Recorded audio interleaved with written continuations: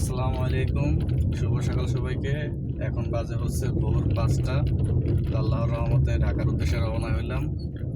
এখন আছি হচ্ছে নিজ এলাকায়, তো আছি ঢাকা এয়ারপোর্ট। তো এখন যাচ্ছি হচ্ছে প্যাসেঞ্জারের বাসায়। সকাল 9টায় ফ্লাইট নামবে, সেই ফ্লাইট আর কি নিয়ে আসবো ইনশাল্লাহ। তো আমাদের এলাকার কোনো ভাই যদি থাকেন এয়ারপোর্টে, নক দিবেন, দেখা হবে।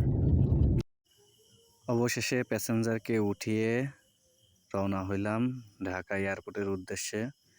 এই যে সকালবেলার আবহাওয়াটা সত্যি অনেক সুন্দর। যাই হোক, চলে আসলাম পাম্পে। আর এই যে হচ্ছে আমার গাড়ি, আর এটা হচ্ছে রয়্যাল পাম্প। আর এখন বর্তমানে আছে হচ্ছে ফরিদপুর। এই যে এটা ফরিদপুরের মধ্যে পড়ছে আর কি।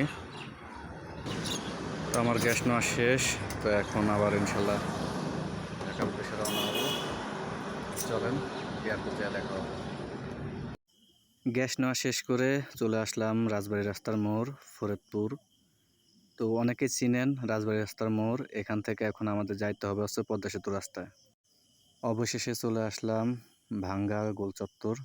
এই যে আমরা ভাঙ্গা গোল চত্বরে ঢুকতেছি। তো এখান থেকে আর কি আমরা এখন ঢাকা রোডে যাব। তো ডাইনে চলে গেছে হচ্ছে বরিশালের রাস্তা। এই যে ডান পাশেরটা হচ্ছে বরিশাল চলে গেছে, আর বামেরটা গেছে হচ্ছে ঢাকা। তো আমরা যেহেতু ঢাকায় যাব, আমরা আর বরিশালের দিকে যাব না, আমরা ঢাকার দিকেই যাচ্ছি আর কি। তো আসলে ভাই সত্যি খুব ভালো লাগতেছিল, কারণ আবহাওয়াটা অনেক সুন্দর ছিল, পরিবেশটা অনেক সুন্দর ছিল।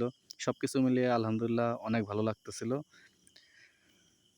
সকালবেলার আবহাওয়াটা সত্যি অসাধারণ ছিল, যা বলার বাহিরে আর কি।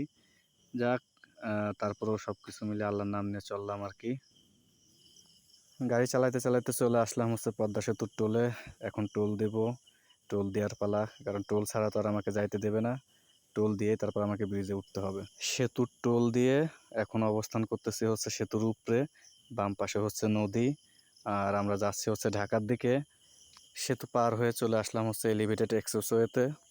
আসলে মাঝে একটু জ্যামে পড়েছিলাম দেখা আর ভিডিও করতে পারি নাই, যার কারণে একেবারে এলিভেটেড এক্সপ্রেসওয়েতে আইসা তারপরে ভিডিও করতেছি। তো এখন সরাসরি আর কি এয়ারপোর্টে ঢুকে যাব।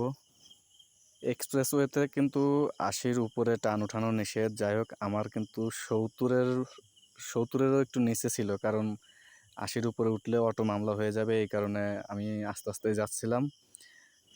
আসলে এরকম রাস্তা পাইলে 70-80 কোনো কিছু না। এরকম রাস্তায় আসলে মনে চায় যে 1-150 গাড়ি টানি, কিন্তু আসলে সেটা তো আর করা যাবে না, কারণ সেটা হইলে পরে আমার জরিমানা আসবে। এই কারণে আর এত টানা যাবে না। তারপর আমি 70-80-র মধ্যেই যাচ্ছিলাম আর কি। দেখেন কত সুন্দর রাস্তা। তো সামনেই এয়ারপোর্ট আর কি। আমরা এই যে এয়ারপোর্টে চলে আসলাম। আলহামদুলিল্লাহ ভালোভাবেই এয়ারপোর্টে চলে আসছি। এয়ারপোর্টে ঢুইকাও দেখি যে এয়ারপোর্টেও জ্যাম। কপালটা কত খারাপ দেখছেন। মানে রাস্তায় তো জ্যাম ঠেলছি, এয়ারপোর্টে এসেও দেখি যে আবার গাড়ির পার্কিংয়ের জন্য জ্যাম। তাহলে বলেন কেমনটা লাগে। ঠেলা ঠুলা তো একটু আগাইলাম আর কি। এই যে শেষ পর্যন্ত আমার গাড়িটা রাখছে যে এইখানটায়। সত্য কথা বলতে আজকে এয়ারপোর্টের ভিউটাও অনেক সুন্দর লাগতেছিল। ঠিক আছে, ভিডিও না করে আর পারলাম না। মাশাল্লাহ। যাক, আলহামদুলিল্লাহ সব কিছু মিলিয়া খুব ভালোভাবে দিনটা পার করছি আর কি। ভালো মতো এয়ারপোর্টে চলে আসছি আলহামদুলিল্লাহ। তবে আমার ফ্লাইট নামার কথা ছিল হচ্ছে 9টায়, বাট সেই ফ্লাইটটা 2 ঘন্টা লেট হয়েছে। ফ্লাইট নামছে হচ্ছে 11টায়। তো যাই হোক, এখন ফ্লাইট নিয়ে মানে যে আমার যাত্রীকে নিয়ে আবার বাড়ির পথে রওনা হইলাম। এখন আর কি বাড়ির দিকে আসতেছি। তো চলেন ইনশাল্লাহ একবারে বাড়িতে যাই কথা বলবো আর কি। যাক, আলহামদুলিল্লাহ আল্লাহর রহমতে ভালোই চলে আসছি। তো প্যাসেঞ্জার নামাই দিয়ে এখন এই যে বাড়ির দিকে যাচ্ছি আর কি। অলরেডি তাদের নামাই দিয়ে আসলাম। তো যাই হোক, আমাদের জন্য দোয়া করবেন, শুধু এটুকুই চাই। আল্লাহ হাফেজ, ইনশাল্লাহ আবার দেখা হবে নতুন কোনো ভিডিওয়ে।